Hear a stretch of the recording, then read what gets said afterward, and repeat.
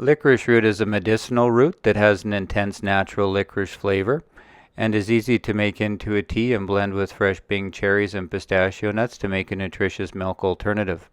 To make licorice root tea, scale 10 grams of dried licorice root into your brewing device and pour 500 grams of boiling water over top. Allow it to steep for 5 to 10 minutes and strain when the desired strength of the tea is achieved.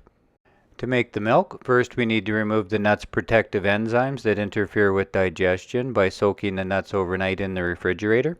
So scale 75 grams of pistachio nuts and pour boiling water over top. Then scale 300 grams of licorice root tea into a mason jar and add a pitted medjool date and 100 grams of pitted Bing cherries.